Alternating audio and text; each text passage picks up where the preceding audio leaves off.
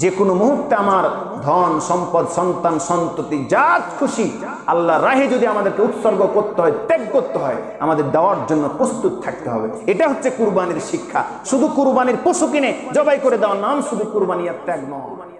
সম্মানিত হাজিরিন, আমরা বড় লাভবান হতে চাই অল্প পরিশ্রমে। অল্পতে কত বেশি লাভ করা যায় সেই জিনিসটা আমাদের মধ্যে একটু বেশি থাকার কথা। শুধু আমাদের না, তাম পৃথিবীর সব জাতিদের মধ্যেই এটা ছিল। অল্প পরিশ্রমে বেশি লাভ।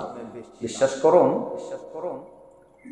বছরে যতগুলো দিন আছে তার মধ্যে গুরুত্বপূর্ণ দিন বা মাস হচ্ছে মাহে রমজান মাস। বাকি গুরুত্বপূর্ণ 10টি দিনের কথা হাদিস এবং কোরআন থেকে আমরা জানতে পারি। যেই 10 দিনটি হচ্ছে জিলহজ মাসের 1 থেকে 10 তারিখ আরবি মাসের। এই 10টা দিন রব্বুল ইজ্জত ওয়াল জালালের দরবারে অনেক গুরুত্বপূর্ণ এবং ফজিলতপূর্ণ দিন। সুবহানাল্লাহ বলি। তাই আসুন না আমরা আমাদের অল্প পরিশ্রমে বেশি নেকির লাভে আশায় আমরা চাইলে এই 10টা দিনকে একটু আলাদাভাবে আমলের জিন্দেগি আমলের মাধ্যমে কাটাতে পারি। স্বাভাবিক দিনের চাইতে, সাধারণ দিনের চাইতে একটু ব্যতিক্রমী ভাবে অন্তত এই 10টা দিন পার আমরা করতে চেষ্টা করলে পারবো। চলুন আমরা এই 10 দিনের গুরুত্বপূর্ণ 10টি আমলের কথা আপনাদেরকে আজকে বলেই মূল কথাই যেতে চাই। জিলহজ মাসের প্রথম 10 দিনের 10টি আমল আমরা করার চেষ্টা করি। নাম্বার 1, অধিক পরিমাণে আল্লাহ পাককে স্মরণ করা। এটা সূরা হজের 28 নম্বর আয়াত। সংক্ষেপে বলছি, শুধু রেফারেন্সটা দিলাম। সূরা হজের 28 নম্বর আয়াত থেকে আমরা জানতে পেরেছি এই জিলহজ মাসের প্রথম 10 দিন অধিক হারে রব্বুল ইজ্জত ওয়াল জালাল তথা আল্লাহ পাককে স্মরণ করার মধ্যে অনেক বড় কল্যাণ এবং বরকত রয়েছে। ব্যাখ্যায় যাব না, সর্বক্ষেত্রে আমরা আল্লাহ পাককে বেশি স্মরণ করব তাসবিহ তাহলিল জিকির আজকারের মধ্য দিয়ে। নাম্বার 2, নেক আমল ও ভালো কাজের প্রতি বিশেষভাবে যত্নবান হওয়া। ছোট হোক বড় হোক, নেক আমল হলেই সেটা করার চেষ্টা করব, ভালো কাজ যদি হয় সেটাই করার চেষ্টা করব। এটা বুখারী মুসলিমের হাদিস থেকে পাওয়া। নাম্বার 3, অন্য যে কোনো সময়ের তুলনায় পাপের পথ পরিহার করে চলা। বাকি আমরা 11টা মাস কিংবা বাকি দিনগুলোতে আমরা পাপকে পাপই মনে করি না, হয়তো করি কিন্তু গুরুত্ব দেই না। মিথ্যা কথা, চুরি করা, নিজের অজান্তে নামাজ ছেড়ে দেওয়া, অথবা এই কাউকে ঠগানো ইত্যাদি ইত্যাদি নিয়ে আমরা অনেক জেনে না জেনে ভুল পথে পাপের পথে রয়েছি বা থাকি। একটা সিদ্ধান্ত নেই না এই 10টা দিন আমরা জেনে বুঝে পা বাড়াবো যাতে করে কোনো পাপ পঙ্কিলতা আমাদের দ্বারা না হয়ে যায়। সাধারণ দিনের তুলনায় এই দিনগুলোতে যাতে পাপ থেকে আমরা দূরে থাকতে পারি। এতে লাভ, কল্যাণ এবং বরকত তো আছেই, পাশাপাশি আমাদের একটা ট্রেনিং হয়ে যেতে পারে যে এই 10 দিনের পাপ থেকে দূরে থাকা, মিথ্যা থেকে দূরে থাকা হতে পারে আপনার বাকি জিন্দেগিটা আপনাকে একটা সুন্দর একটা অভ্যাসে পরিণত করে দিতে পারে ইনশাআল্লাহ। 3 নাম্বার গেল। 4 নাম্বার, যাদের সামর্থ্যবান যারা তাদের অবশ্যই হজ পালন করা। অলরেডি যারা হজে নিয়োগ করেছেন তারা সেখানে অবস্থান করছেন, এটা বুখারী মুসলিমের হাদিস দ্বারা প্রমাণিত। সামর্থ্যবান হলে হজ করা। 5 নাম্বার হচ্ছে কুরবানি করা। যাদের সামর্থ্য আছে অবশ্যই কুরবানি করা। সূরা কাউসারে আল্লাহ পাক বলেছেন, ফাসাল্লি লিরাব্বিকা ওয়ানহার, তোমরা রবের সন্তুষ্ট চিত্তে কি করো? নামাজ পড়ো এবং কুরবানি করো। এখানে একটা কথা আমরা বলে নেই, কুরবানি করার কথাটা আল্লাহ পরে বলেছেন, নামাজের কথাটা আগে বলেছেন। যতটুকু দেখলাম কোরআনুল কারীমে সম্ভবত 83 জায়গায় নামাজের কথা বলা হয়েছে। সুবহানাল্লাহ বলবো না? একবার নয়, দুইবার নয়, 83 জায়গায় নামাজের কথা বলা হয়েছে। এরপরও আমরা নামাজকে গুরুত্ব দেই না। 82 জায়গায় বলা হয়েছে আকিমুস সালাহ, নামাজ কায়েম করো। আর শুধুমাত্র এক জায়গায় সূরা কাউসারে বলা হয়েছে নামাজ পড়ো। একটা জায়গায় পড়ার কথা, বাকি 82 জায়গায় কায়েম করার কথা আমরা পেয়েছি। মোট 83 জায়গায় নামাজের কথা আপনাকে আমাকে আল্লাহ পাক বললেন। অথচ যেই পরিমাণ কুরবানির জন্য আমরা পেরেশান, সেই পরিমাণ নামাজের জন্য আমরা অত পেরেশান হতে পারি না। ঠিক কিনা বলেন?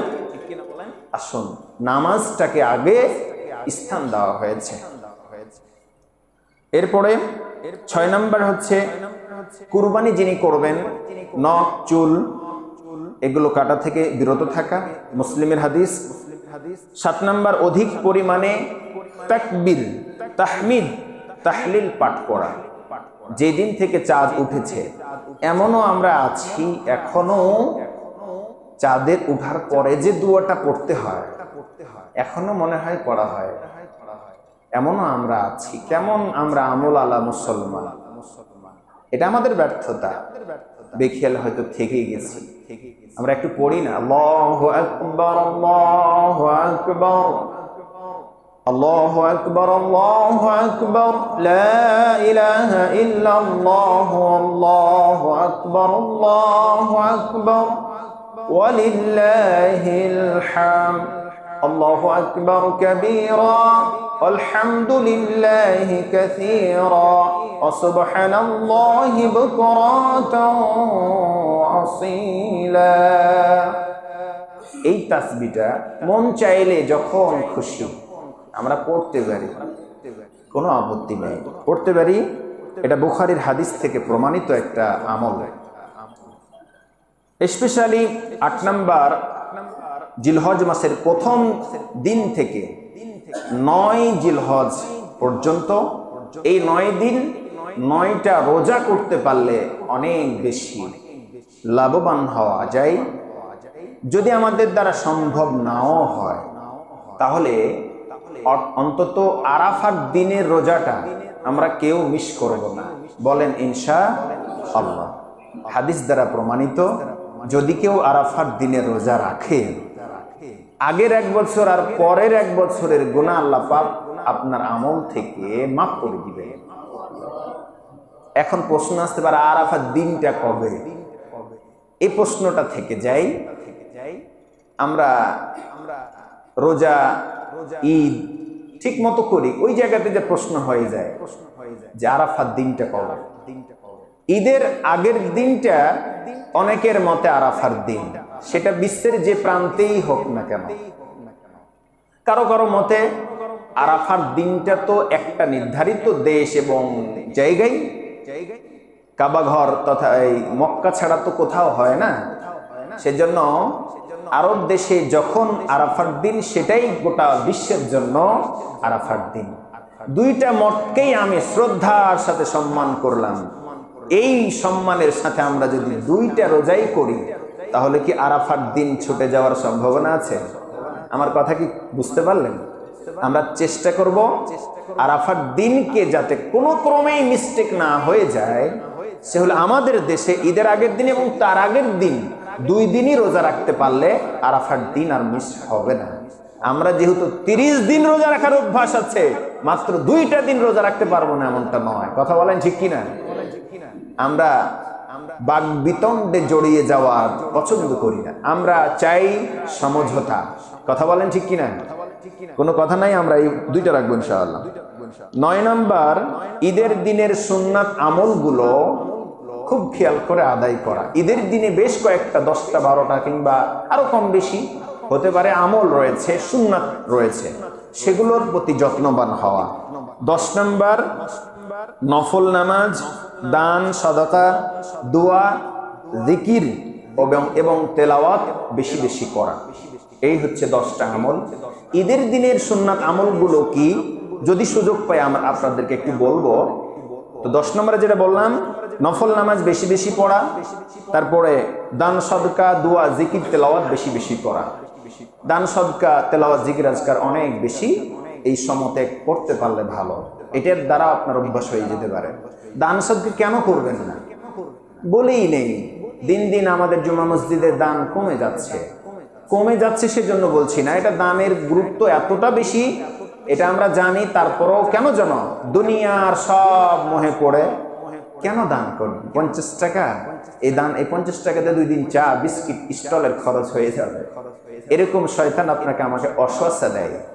20টা টাকা আমি আপনাদেরকে এক সময় বলেছিলাম, যতগুলো মুসল্লি এখানে আছেন যারা অভিভাবকের দায়িত্ব পালন করেন, এই যতটি মুসল্লি আমরা এখানে আছি, প্রতি সপ্তাহে যদি 20 টাকা করে মাত্র, যতটি মুসল ছোট বড় সবাই এভারেজে যদি দেওয়া যায়, বেশি না, 5 বছরে এই মসজিদকে টাইলস শুধু না এসি যাবতীয় যত যা আছে সব খরচ বহন করা যায় মাত্র 20টা টাকা বিনিময়ে 5 বছর পর।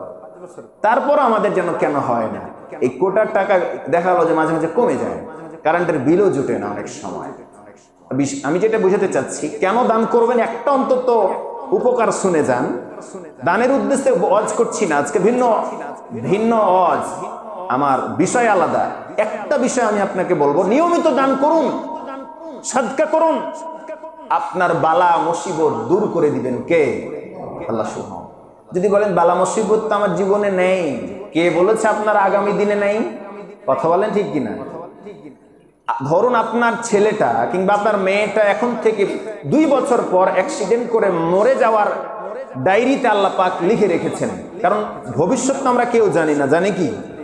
অথবা আপনার জীবনে 3 বছর পর ক্যান্সার হয়ে যাওয়ার একটা হায়াতের আপনার লেখা রয়েছে, কিন্তু আপনি দান করলেন, সাদকা করলেন, এই দান এবং সাদকার বিনিময়ে আল্লাহ পাক সেই দুর্ঘটনাটা যেটা ভবিষ্যতে ঘটতো সেটা আপনার ডায়েরির আমল থেকে আল্লাহ পাক মিটিয়ে দেন। সুবহানাল্লাহ বলেন। আমরা এদেশের আইন এবং কানুনে দেখেছি, যারা আসামি হয়, জেলে যায়, থানাতে তার নামটা আসামির তালিকায় পড়ে যায়। এমনকি আইন যারা বুঝেন তারা হয়তো বেশি বলতে পারবেন, আমার অতটুকু জানা নাই, যতটুকু শুনেছি ততটুকুই বলছি। এমনকি আপনি জামিন পেয়ে খালাস হয়ে মুক্ত বাতাসে যদি ঘুরে বেড়ান, তবুও থানায় আপনার আসামির ডায়েরিতে আপনার নামটা থেকে যায়।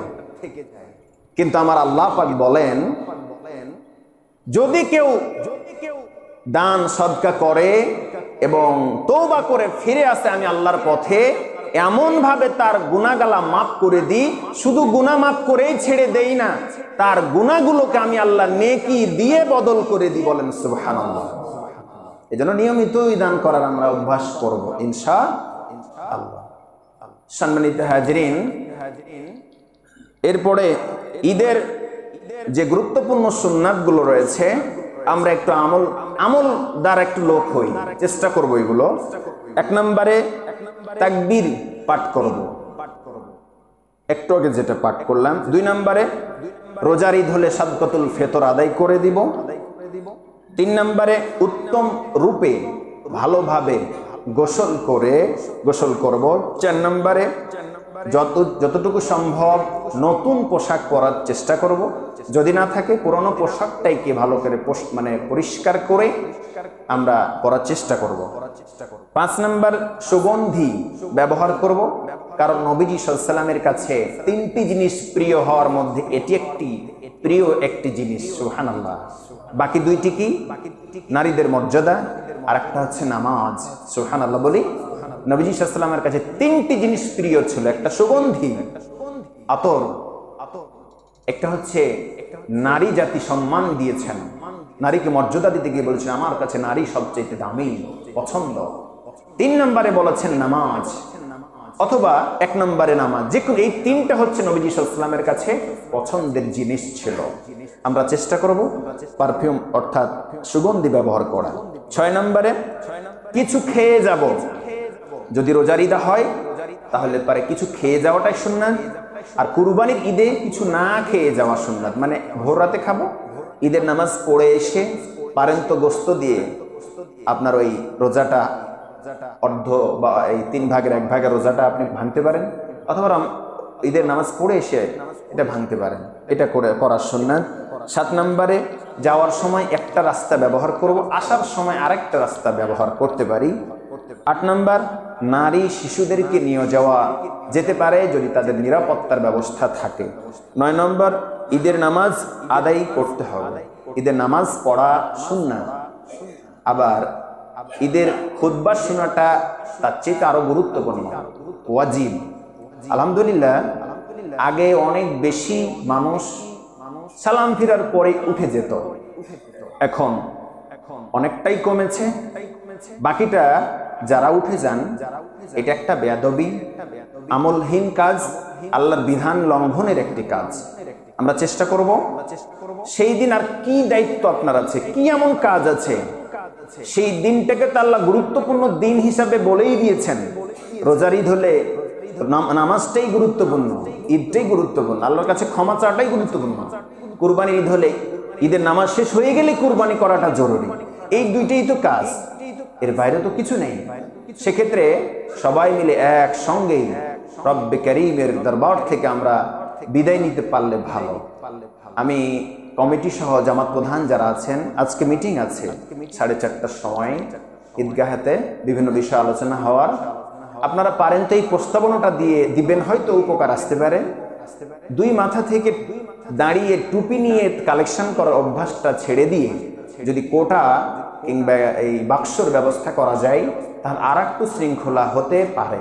আমার এই কথার সাথে একমত আছেন না? হতে পারে আর একটু শৃঙ্খলা, মানুষ উঠাউটি আর হবে না। নিরাপত্তার সাথে সেই কোটাতে নাম্বার দেওয়া থাকতে পারে, কতটি কোটা, এভাবে করে 2 দিক থেকে এসে কোটাগুলো জমা হবে একটা নির্ধারিত জায়গায়, সেটা গণনা করে সেটা হিসাব নিকাশ করা যেতে পারে, তাহলে আর একটু শৃঙ্খলা হতে পারে। যেটা বলতেছিলাম, নারী শিশুদেরকে নিয়ে যেতে হবে, নামাজ পড়তে হবে, খুতবা শুনতে হবে।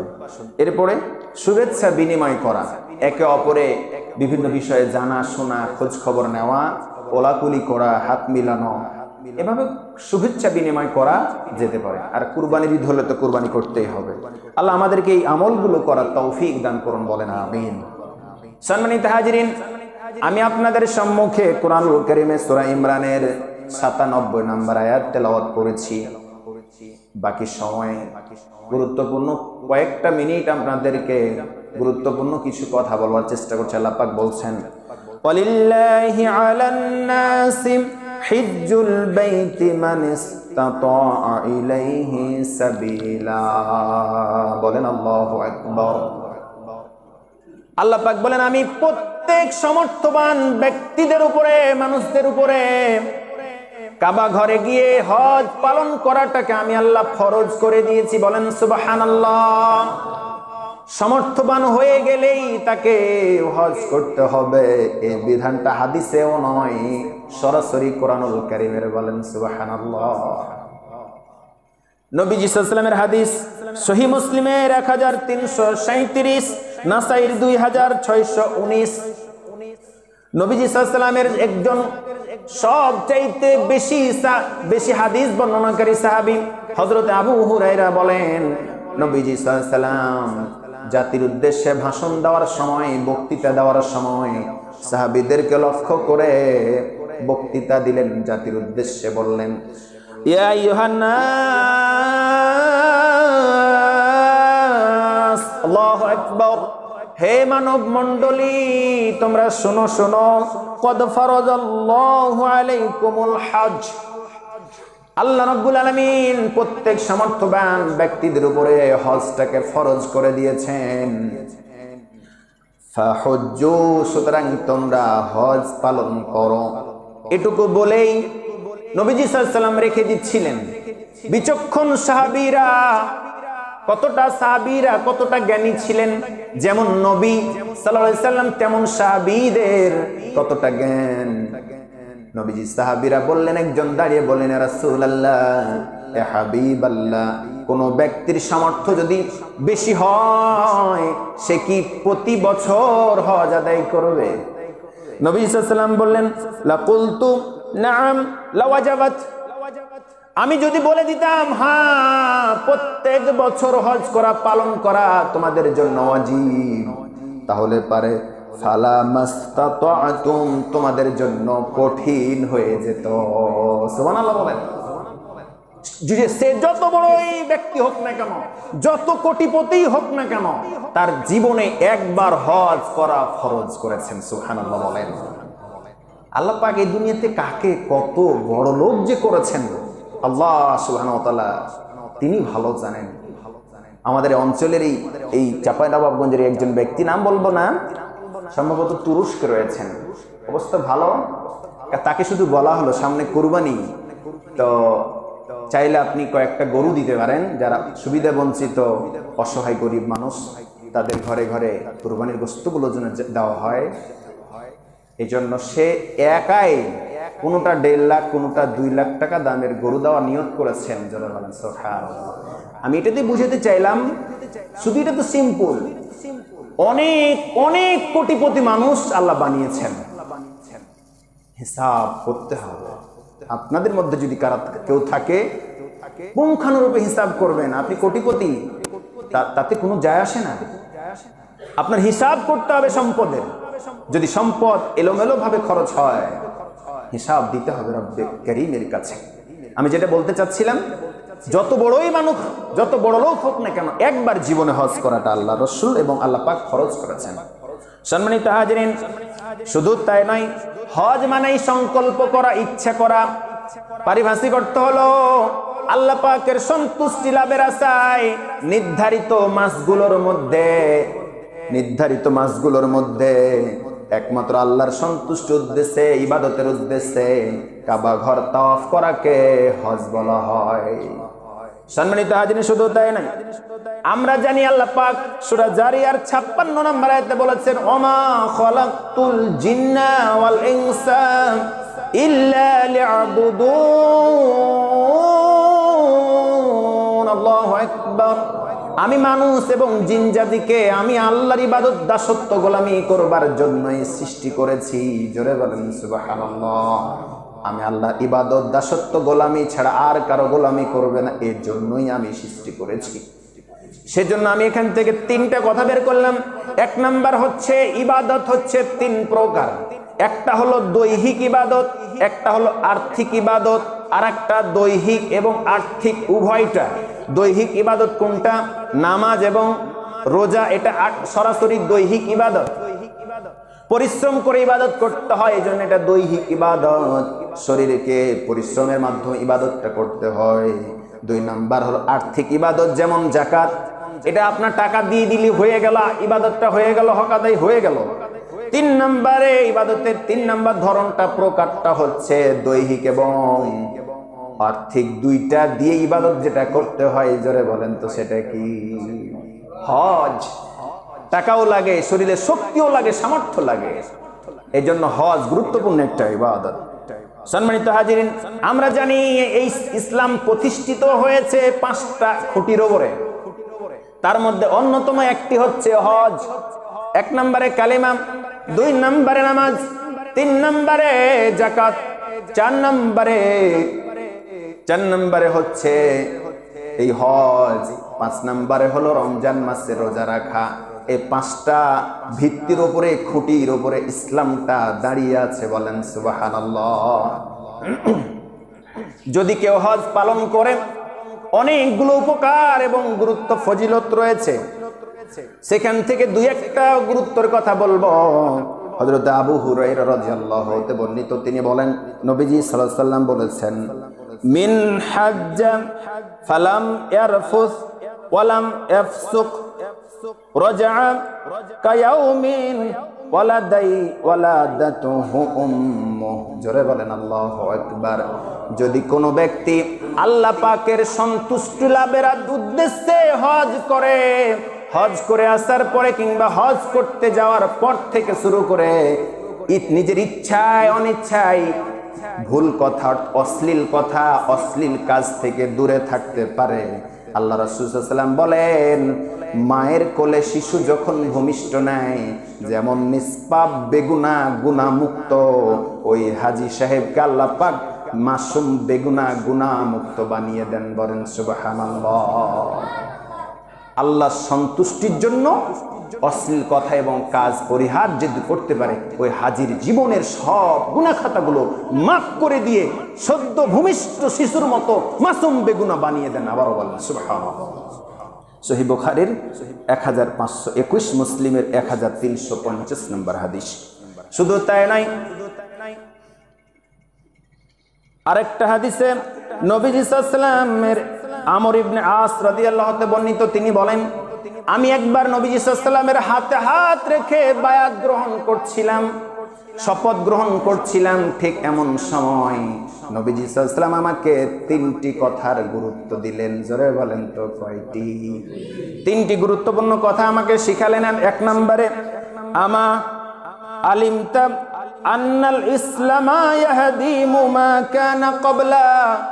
হে আমর ইবনুল আস, হে আমর ইবনুল আস, ভালো করে জেনে নাও, কোন ব্যক্তি যদি মুশরিক হয়, খ্রিস্টান হয়, ইহুদি হয়, অমুসলিম হয়, এক কথায় সে যত বড়ই পাপী হোক, খুনি হোক, সন্ত্রাসী হোক, যত বড়ই পাপী হোক, যখনই সে ইসলাম কবুল করে মুসলিম হয়ে যাবে, তার পূর্বের সব গুনাহ খাতাগুলো আল্লাহ মাফ করে দিবে। 2 নম্বরে, ওয়া আন্নাল হিজরাতা তাহদিমু মা কানা ক্বাবলা। যদি কেউ আল্লাহর সন্তুষ্টি লাভের উদ্দেশ্যে শুধুমাত্র কেবলমাত্র হিজরত করে, দেশ ত্যাগ করে, দ্বীনের জন্য, আল্লাহর সন্তুষ্টির জন্য হিজরত করে, তার পূর্বের সব গুনাহ খাতাগুলো আল্লাহ মাফ করে দিবেন, বলেন সুবহানাল্লাহ। 3 নম্বরে, ওয়া আন্নাল হজ্জা ইয়াহদিমু মা কানা ক্বাবলা। যে ব্যক্তি আল্লাহর সন্তুষ্টির উদ্দেশ্যে হজ করবে, ওই ব্যক্তির জীবনের আগের সমস্ত গুনাহ খাতাগুলো মাফ করে দিবে। সহিহ মুসলিমের 121 নম্বর হাদিস থেকে আপনাদেরকে শোনালাম। আমরা জানি কুরবানি, কারো কাছে এটা অনেক কঠিন একটা দায়িত্ব মনে হয়, আবার কারো কাছে কিছুই মনে হয় না।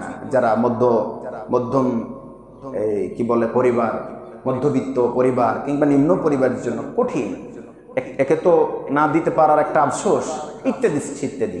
শুধু আমাদের উপরেই বিধানটা ছিল এমনটা নয়। আল্লাহ পাক বলছেন, ওয়ালিকুল্লি উম্মাতিন জাআলনা মানসাকাল ইয়াযকুরু ইসমাল্লাহি আলা মা রাযাকাহুম মিন বাহিমাতিল আনআম। জোরে বলেন আল্লাহু আকবার। আল্লাহ পাক সূরা হজের 34 নম্বর আয়াতে বলেন, নিশ্চয় তোমাদের এই বিধানটা, কুরবানির এই বিধানটা তোমাদের উপরেই শুধু নয়, তোমাদের পূর্বে যত জাতি এসেছিল তাদের উপরে এই বিধানটা কায়েম ছিল, যাতে করে তারা আমি আল্লাহর নামে পশু জবাই করতে পারে। সুবহানাল্লাহ বলেন। সব জাতির উপরে এই বিধানটা ছিল। কুরবানি কার উপরে ওয়াজিব, কার উপরে বাধ্যতামূলক? 6 শ্রেণী ব্যক্তিদের উপরে কুরবানিটা ওয়াজিব, বাধ্যতামূলক। 1 নম্বরে মুসলিম হওয়া, 2 নম্বরে মুকিম হওয়া, 3 নম্বরে স্বাধীন হওয়া, 4 নম্বরে নেশাব পরিমাণ সম্পদের মালিক হওয়া, 5 নম্বরে বালেগ হওয়া, 6 নম্বরে বুদ্ধিমান হওয়া। 4 শ্রেণীর পশু দ্বারা কুরবানি দেওয়া যাবে না। আমি খুব গতিতে চালাচ্ছি, সময় অল্প, আমি একটা কাঙ্ক্ষিত জায়গায় শেষ করতে চাই, তাই 4 শ্রেণীর পশু থেকে কুরবানি দিতে নবীজি সাল্লাল্লাহু আলাইহি ওয়াসাল্লাম নিষেধ করেছেন। হাদিসটি হযরতে বারা ইবনে আজিব রাদিয়াল্লাহু তাআলা বর্ণিত। তিনি বলেন, 4 ধরনের পশু যা দিয়ে কুরবানি দিতে নবীজি সাল্লাল্লাহু আলাইহি ওয়াসাল্লাম নিষেধ করেছেন। একটা হলো অন্ধ, যার অন্ধত্বটা স্পষ্ট, দেখতে পাওয়া যাচ্ছে হ্যাঁ সে অন্ধ। 2 নম্বরে হচ্ছে রোগাক্রান্ত, যার রোগটা স্পষ্ট। 3 নম্বরে পঙ্গু, যার পঙ্গুত্বটা স্পষ্ট।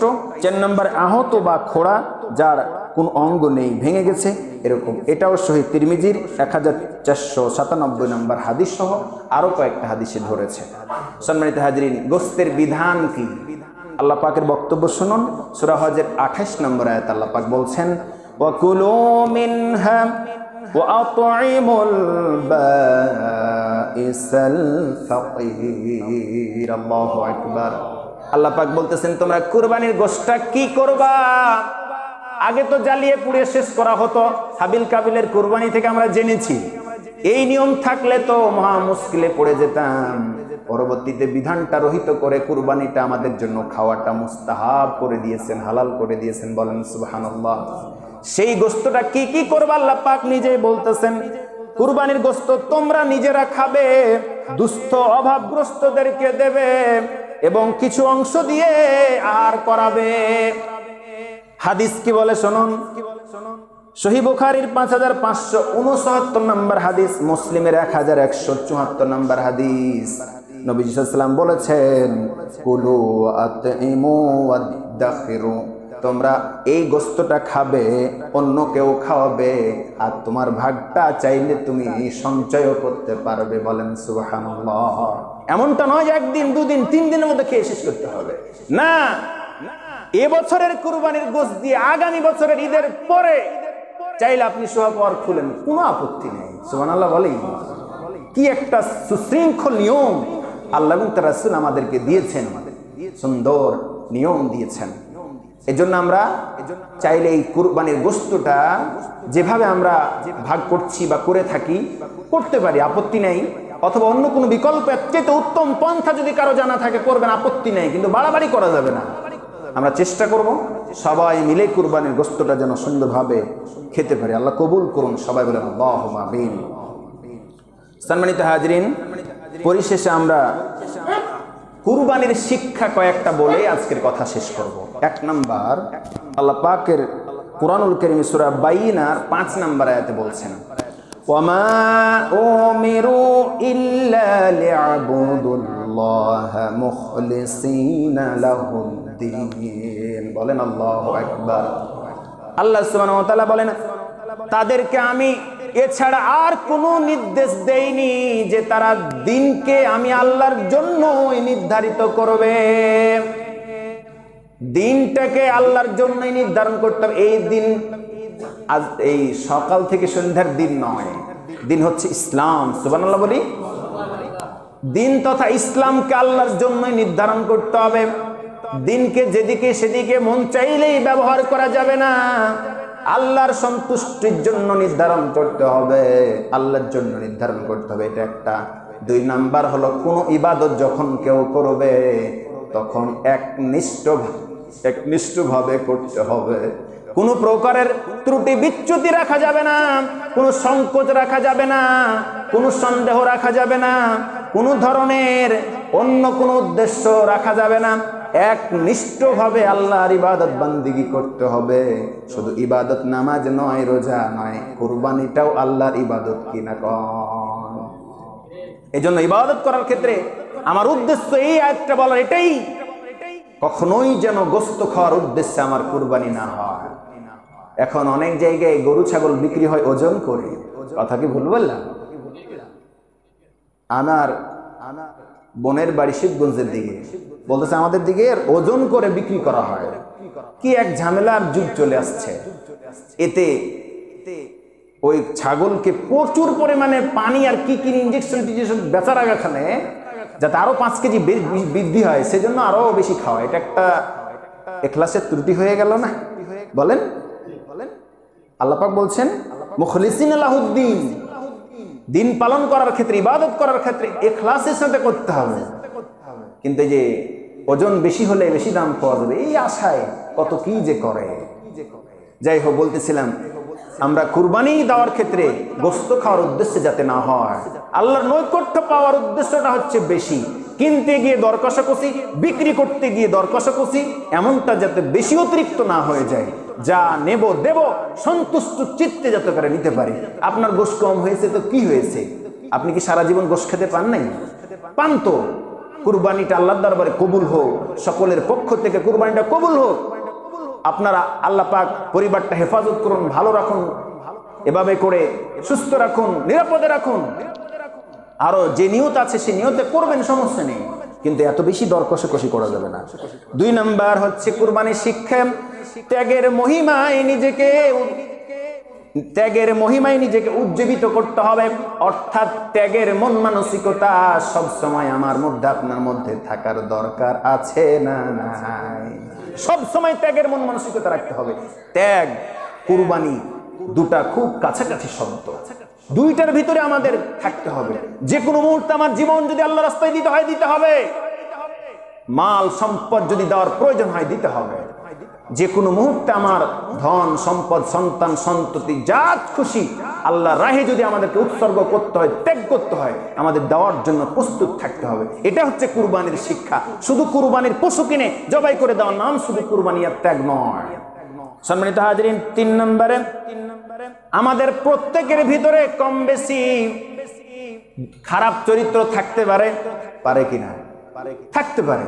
কুরবানির পশু জবাই করার সময় আমার এটা নিয়ত করতে হবে, ছুরি চালালাম, আল্লাহর নাম নিয়ে ছুরি চালালাম, সাথে সাথে আমার ভিতরে পশু সুলভ যে চরিত্র রয়েছে ওই অভ্যাস এবং চরিত্রটাও আমি যেন কুরবানি করে দেই। কথা বলেন ঠিক কিনা? এটাই হচ্ছে কুরবানির শিক্ষা। আপনার যে ত্রুটি রয়েছে ইসলাম পালন করার ক্ষেত্রে, দিন পালন করার ক্ষেত্রে, এই পালনের ক্ষেত্রে যে ত্রুটিগুলো রয়েছে সে অভ্যাসটাকেও কুরবানি দিয়ে দিন। বাকি দিনগুলো আমাদেরকে শিক্ষা নিতে হবে। 4 নম্বর, আল্লাহ পাকের যে কোনো নির্দেশ পালন করার ক্ষেত্রে আমাদের পিছপা হওয়া যাবে না। যেমনটা ইব্রাহিম আলাইহিস সালাম করে নাই। কথা বলেন ঠিক কিনা? নিজের সন্তানকে কুরবানি চেয়েছেন, তিনি দিতে প্রস্তুত হয়েছেন। যদিও সামনে আর একটা জুমা পাবো ইনশাআল্লাহ, আল্লাহ যদি চাই ইব্রাহিম আলাইহিস সালাম এবং ইসমাইলের যে করুণ দৃশ্য পরীক্ষার সেটা বলবো ইনশাআল্লাহ। আল্লাহ কবুল করুন, বলেন আমিন। শেষের দিকে আমরা আসছি, সেটা হচ্ছে মৌলিক ইবাদত পালন করতে হবে। নামাজ রোজা থেকে শুরু করে মৌলিক ইবাদত গুলো আল্লাহ যেন আমাদেরকে পালন করার তৌফিক দান করে দেন।